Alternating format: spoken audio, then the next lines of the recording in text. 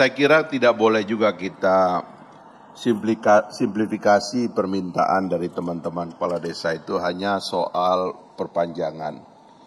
Ini kan pengalaman kita sudah sejak tahun 2004 diundangkan di akhir masa jabatan 2014 diundangkan di akhir jabatannya Pak SBY dan sekarang ini artinya sudah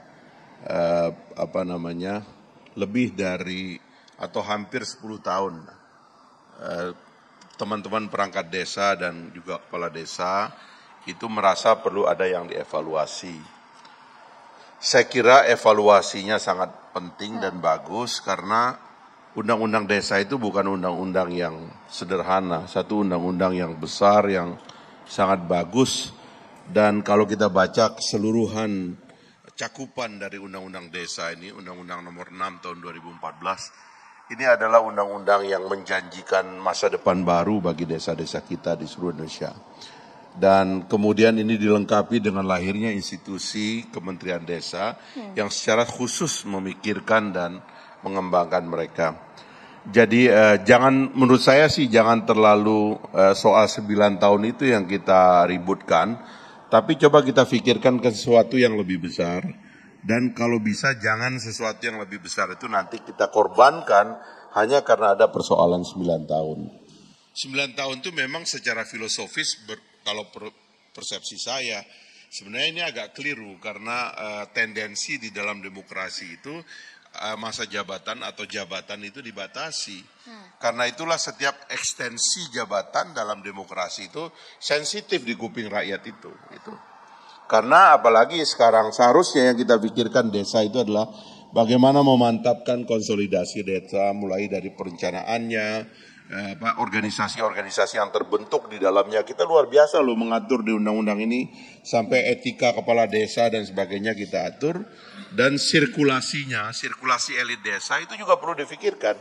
Sebab kita menginginkan sebenarnya desa itu kan adalah miniatur dari modernisasi pedesaan yang menjadi kota nantinya. Dalam pengertian bahwa semua infrastrukturnya ada, pelayanan publiknya bagus, sekolahnya bagus, pendidikannya bagus, kegiatan perekonomian rakyatnya tumbuh sehingga pendapatan per kapita rakyatnya desa juga bertumbuh secara cepat ya. Bahkan mungkin desa-desa itu bisa lebih maju pertumbuhan ekonominya karena ada konsep desa pariwisata dan sebagainya itu lebih daripada yang lain-lain begitu.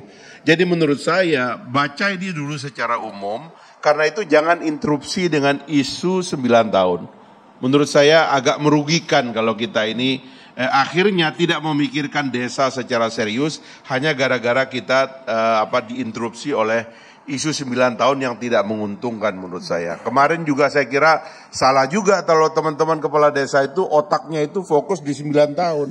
Padahal yang kita pikirkan kan modernisasi desa. Kalau saya memikirkan gaji kepala desa mesti dinaikkan. Saya tahu teman-teman saya banyak jadi kepala desa. Orang saya lahir di desa, orang desa kok. Gajinya nggak cukup, nggak gagah mereka setelah terpilih dari kepala desa itu.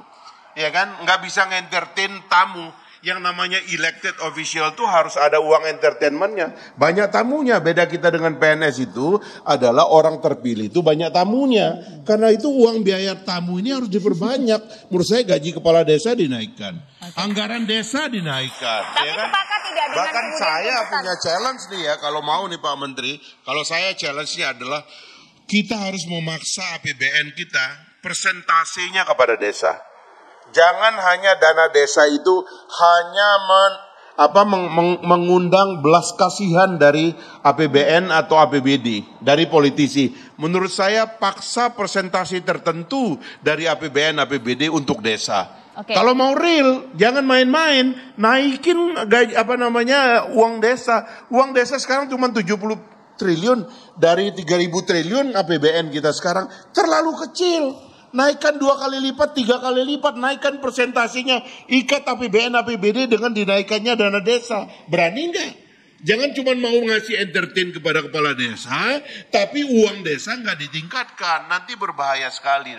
bagi kemajuan Tapi poin desa. utama tuntutan para abdesi ini adalah mereka meminta revisi undang-undang tentang desa agar masanya diperpanjang. Revisi bagus, tapi jangan bilang minta jabatan 9 tahun.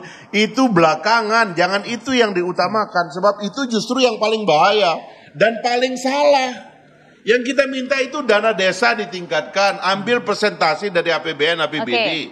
Itu didahulukan dong supaya warga desanya yang makmur, jangan kepala desa makmur, rakyat sengsara. Bahayanya apa tadi? Ya itu tadi, kalau masa jabatan diperpanjang, apalagi nih dengan mohon maaf ini ya, bukan curiga ya, kemudian nggak ada lagi pemilihan kepala desa. Kepala desa diperpanjang, artinya mereka ada kelebihan 3 tahun, kelebihan dari yang harusnya mereka berkompetisi ulang, tidak berkompetisi ulang.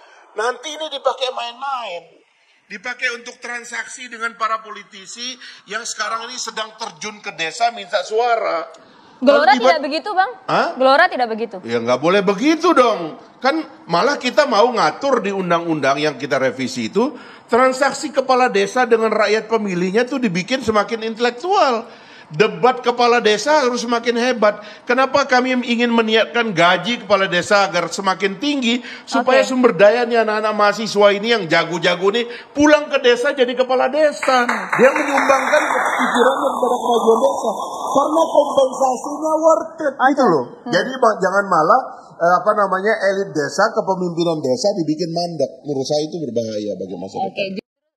Ya ini yang saya bilang tadi, kesalahan diskusi kita ini, terutama tadi yang bagus sekali disampaikan Pak Menteri, tiba-tiba ada interupsi yang menonjol tentang perpanjangan masa jabatan, yang sebenarnya mungkin saja itu sangat bias kepentingannya para kepala desa yang diajak diskusi itu, sangat mungkin itu, tapi juga ditambah dengan quote-quote tadi yang mengatakan tak tunggu 2024 ya kan, kalau nggak kayak gitu-gitulah. Jadi menurut saya itu yang saya bilang, kalau saya usul sih sekarang ini lebih baik kita netralisir diskusinya sebelum pembahasan di DPR ini kan, sebelum pembahasan kan, supaya kita memperkuat frame pembangunan desa dulu gitu, karena desa kita itu adalah masa depan kita. Tadi kalau teman-teman mengkhawatirkan konflik desa, Pak Menteri mengatakan demokrasi desa itu demokrasi tertua di Indonesia. Nagari di Sumatera Barat itu sangat demokratis gitu. Jadi justru kita ini mesti belajar dari desa sebenarnya. Soal ketegangan misalnya, toh sekarang kan ada aturan kepala desa nggak boleh menjadi anggota partai politik misalnya, sebenarnya cukup itu mengurangi supaya konflik daripada masyarakat desa itu merupakan turunan daripada konflik pusat. Nah saya kira itu cukup lah, dan saya percaya bahwa sebenarnya sehebat kita mengupayakan agar demokrasi desa itu makin matang, sehebat itulah saya lihat demokrasi di tingkat lainnya itu akan makin matang gitu loh. Karena desa itu, kepala desa menurut saya itu adalah karir politik pertama yang harusnya kita tradisikan gitu loh. Karena kita tahu kan banyak kepala desa atau mantan kepala desa kan akhirnya jadi pejabat pusat. Ada mantan lurah, mantan kepala desa yang pernah jadi menteri. Bahkan mungkin sekarang sebagian dari anggota DPR pusat itu pernah menjadi kepala desa. Jadi karirnya itu mesti ditata gitu loh.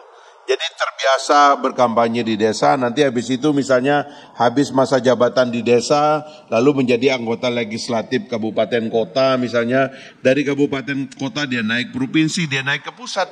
Sebenarnya ini proses belajar yang harus didorong gitu loh. Cuman jangan ragukan bahwa proses belajar di desa itu lebih kuat. Saya tidak percaya bahwa harus ditambah, bahkan saya mengusulkan kan di anggaran karena dana desa sekarang memakai anggaran APBN dan sebagian APBD, maka harusnya masa jabatan kepala desa disamakan dengan presiden, disamakan dengan gubernur, wali kota dan bupati. Sehingga ini sejalan dan senafas dengan anggaran negara kita, anggaran kabupaten kota dan juga provinsi gitu. Menurut saya itu proses belajarnya lebih pasti. Sehingga karir kepala desa, oke lah nanti kita nih ya sebagai partai politik lihat desa-desa. oh ini di desa ini ada jagoan di situ. Kita naikkan dia, masukkan ke partai politik, nanti dia menjadi caleg di tingkat kabupaten kota. Atau bahkan mungkin ada yang bisa langsung lompat provinsi. Kalau dia betul-betul mengakar dan sangat legendaris, hasil kerjanya di desa memang hebat, bila perlu dia begitu. Dan nanti kalau udah jadi bupati misalnya, bisa jadi presiden. Pak Jokowi bekas wali kota, sekarang jadi presiden. Bisa, itu adalah karir politik, pematangan demokrasi kita gitu. Bang Fahri. Saya kira itu cara ngelihatnya. Artinya kalau dari segi masa jabatan 9 tahun, tidak sepakat. Tidak sepakat.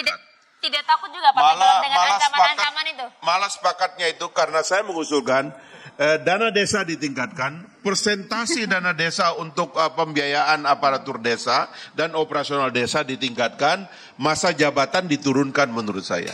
Itu masa depan kita.